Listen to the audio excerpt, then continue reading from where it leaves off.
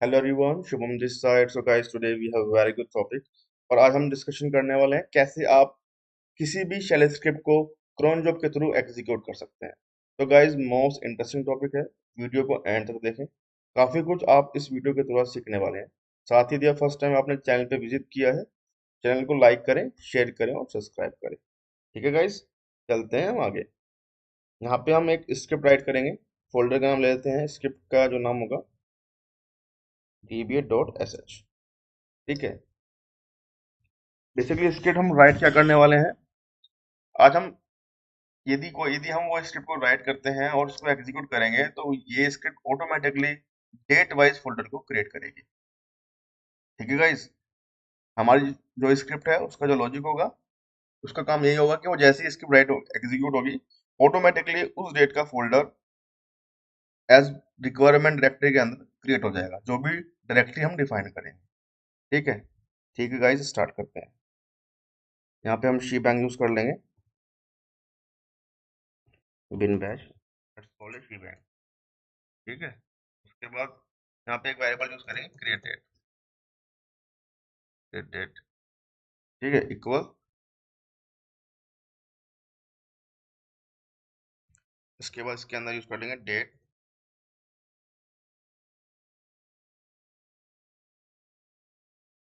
Plus,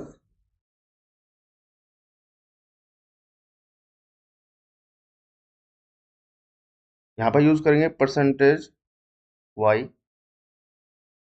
percentage Y minus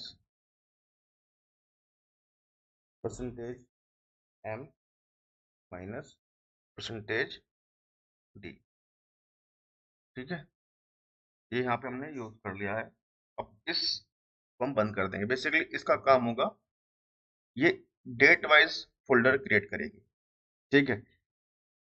ये assume करता है ईयर को, ये अज्यूम करता है मंथ को, ये अज्यूम करता है डे को। ठीक है गाइस, अब हम आगे चलते हैं। जो भी हम काम करेंगे, जो भी सिंटैक्स लिखेंगे, उसका मतलब मैं आपको बताऊंगा। उसका मीनिंग लिखा होगा कि वो किस लिए यूज है। यहाँ पे लिखते हैं need to define, define the path.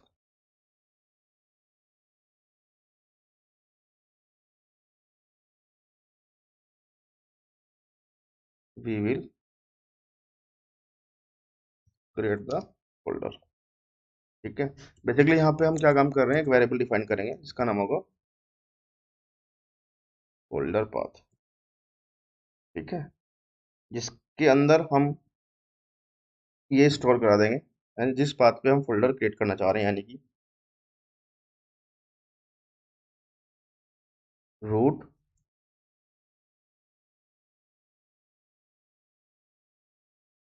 हम उसके बाद यहाँ जाएगा आपका ये जो वैल्यू है, वेरिएबल के अंदर हमने ये वैल्यू स्टोर कराई थी, तो यहाँ पे यूज कर लेंगे क्रिएट डेट। ठीक है, और उसको बंद कर देंगे हम। ठीक है। अब यहाँ पे हम यूज करने वाले हैं if statement. If this hyphen D, hyphen D, उसके बाद यहाँ पे लिखेंगे फोल्डर पाथ। यदि ये कंडीशन ट्रू होती है, ठीक है, तो ये बेसिकली हाइफन डी का काम होता है कि ये डायरेक्ट चेक करेगा कि डायरेक्टरी एग्जिट करती है या नहीं करती है। ठीक है। उसके बाद देन यहाँ पे मैं लिखता हूँ इफ फोल्डर इज,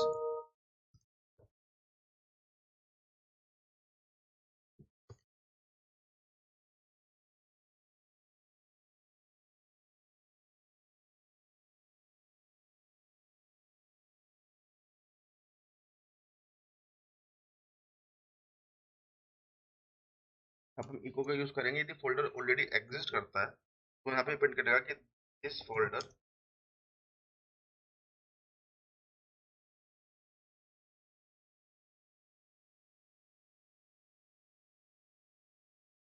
पाथ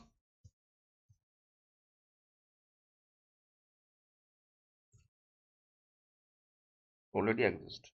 ठीक है। यहाँ पे जो हमने लिखा है ये इस बताता है कि ये निचली लाइन का मतलब क्या है। ठीक है, अब यहाँ पे हम यूज करेंगे एल्स स्टेटमेंट। एल्स यदि ये कंडीशन ट्रू फॉल्स हो जाती है, ठीक है, तो फिर ये आगे बढ़ जाएगा। आगे बढ़ने के बाद में यहाँ पे प्रिंट करेगा इको दिस फोल्डर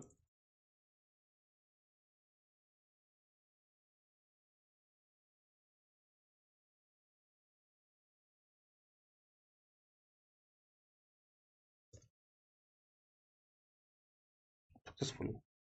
ठीक है, यहाँ भी हम ये डिफाइन कर सकते हैं, इसका मतलब यही होगा।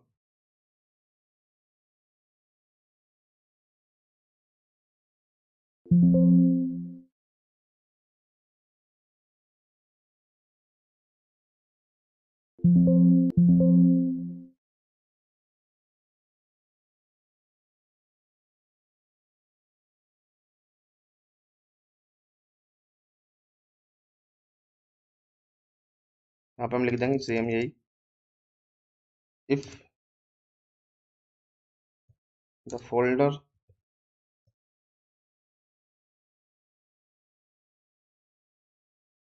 इज नॉट एग्जिस्ट तो इट विल क्रिएट इट। ठीक है, नीचे वाली जो हमारी कंडीशन है वो ये काम कर रही है, create it.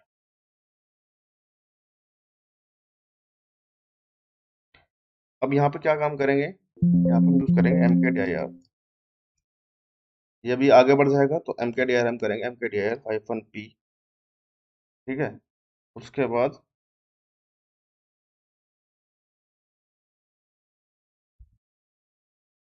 Dollar folder path. ठीक है, अब यहाँ पे हम इसको बंद कर देंगे जो है हम। सो गाइज एक बार हम अपनी स्क्रिप्ट को रिव्यू कर लेते हैं। गाइज कभी भी आप कोई भी स्क्रिप्ट को राइट कर रहे हो तो सबसे पहले इसको रिव्यू भी करो। माइट भी ऐसा हो सकता है कि कोई सिंटैक्स एरर या कुछ आपसे छूट गया हो। ठीक है, तो हमारी जो पहली कंडीशन है वो सही है, दूसरी कंडीशन को चेक करते हैं, ये भी सही है। यहाँ पे हमने पाथ डिफाइन किया है।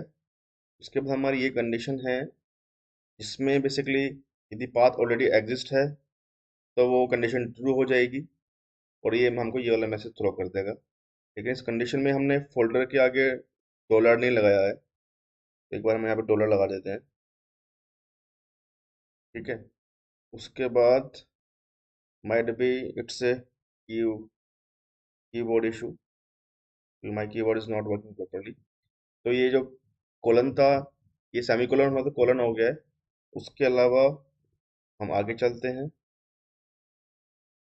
ठीक है गाइस, यदि ये कंडीशन ट्रू होगी तो ये प्रिंट हो जाएगा। ठीक है, यदि ये कंडीशन फॉल्स हो जाती है तो ये आगे बढ़ जाएगा। आगे बढ़ने के बाद में फोल्डर क्रिएट कर देगा, डायरेक्टरी क्रिएट कर देगा और ये मैसेज थ्रू कर देगा, इको के थ्रू ये मैसेज प्रिंट हो जाएगा।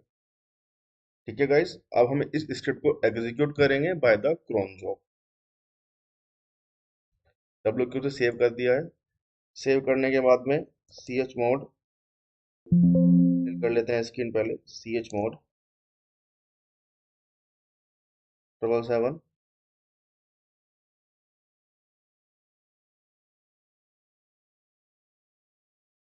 इसको हमने रीड राइट एग्जीक्यूट की पूरी परमिशन दे दी है। सीम्स इसके बाद पहले से परमिशन थी लेकिन कोई इशू नहीं है, हमने पहले भी को परमिशन डिफाइन कर दी है। अब हम क्या काम करने वाले हैं, क्रोन जॉब के थ्रू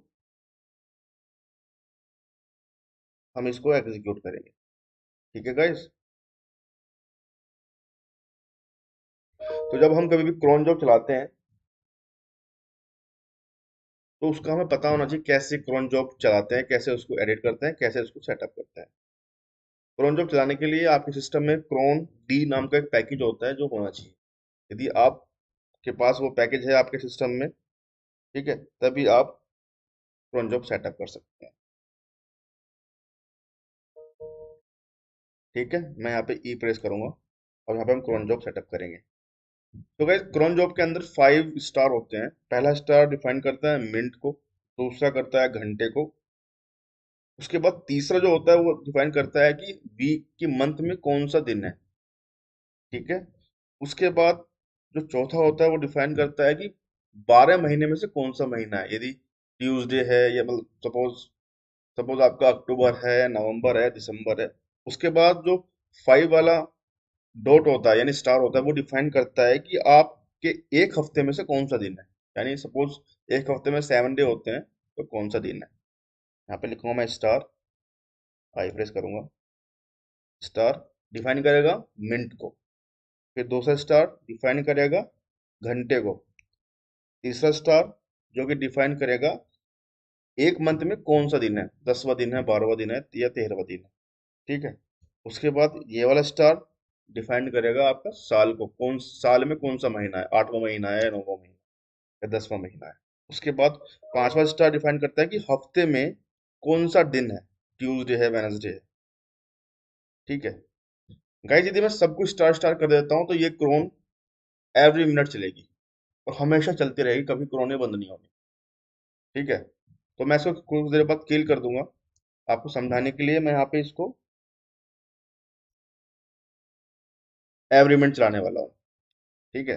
अब हम यहाँ पे डिफाइन करेंगे जिस पाथ पे हमारी फाइल है, यानी हमारी जो फाइल है, स्क्रिप्ट फाइल वो पड़ी हुई है, वो यहाँ पे हम पाथ डिफाइन कर देंगे। यानी कि हमारी जो स्क्रिप्ट पड़ी हुई है, रूट, रूट के अंदर हमारी स्क्रिप्ट का नाम है dba2.sh, सॉरी db.sh। ठीक है।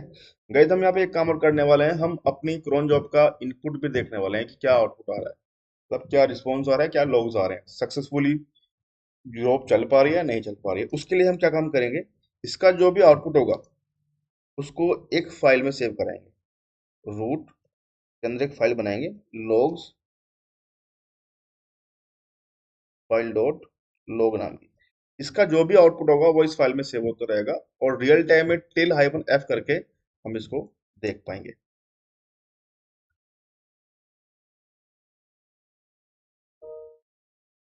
ठीक है।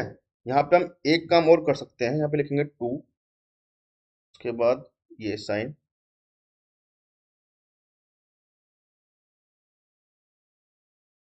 टू, उसके बाद यहाँ पे लिखेंगे ये और वन।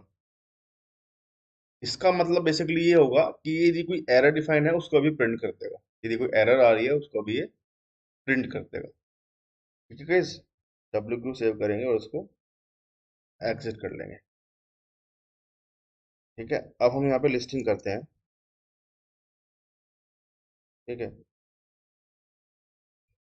मैं इसको डिलीट कर देता हूँ, यदि ऐसी कोई फाइल है हमारे पास पहले से एग्जिस्ट, डिलीट कर दिया मैंने।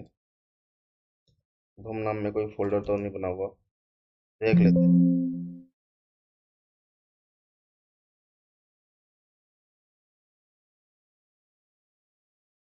ठीक है। अब हम यहाँ पे लिस्टिंग करते हैं। अभी हमारी जॉब्स नहीं चली है। जैसे ही हमारी जॉब चलेगी, लॉग फाइल डॉट नाम की एक फाइल बन जाएगी।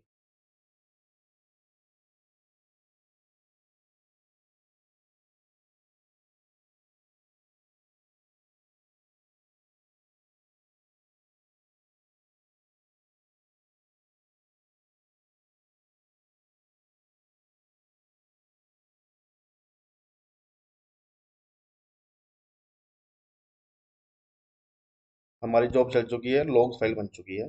टेल हाइफन एफ करेंगे, इस फाइल को चेक कर लेंगे। पाथ यानी कि इसका मतलब है कि आपकी जो जॉब थी वो सक्सेसफुली रन हो चुकी है, लॉग्स यहाँ पे छप चुका है। ठीक है। एक बार देख लेते हैं, जाकर सीडी करेंगे, शुभम में जाएंगे और यहाँ पे लिस्टिंग करके देख लेंगे। शुभम यानी कि डेट ना, जो भी आज की डेट है उस नाम का फोल्डर बन चुका है। 26 डेट है, तीसरा महीना है, और 25 ईयर है, डिपेंड करता है ईयर को। ठीक है। हम अगेन दोबारा इसका आउटपुट देखते हैं जॉब का। अब क्या आउटपुट आ रहा है, जैसे कि हमारा फोल्डर ऑटोमेटिकली क्रिएट हो चुका है। अब इसका आउटपुट आना चाहिए, ये जॉब चलेगी, दोबारा चलेगी और चेक करेगी, यदि फोल्डर एग्जिस्ट है तो यहाँ पर छाप देगी कि फोल्डर ऑलरेडी एग्जिस्ट है, नहीं एग्जिस्ट है तो उसको बना देगी। अब देखते हैं कि इसका आउटपुट क्या आता है।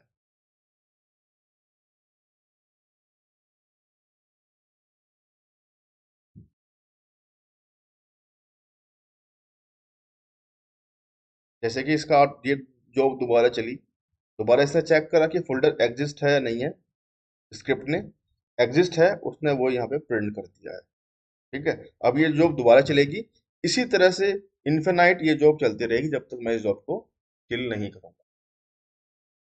ठीक है गाइस, तो इस तरह से हम किसी भी स्क्रिप्ट को क्रोन जॉब के थ्रू एग्जीक्यूट कर सकते हैं। इस टॉपिक के रिगार्डिंग कोई भी यदि आपका डाउट है तो आप कमेंट में मेंशन कर सकते हैं।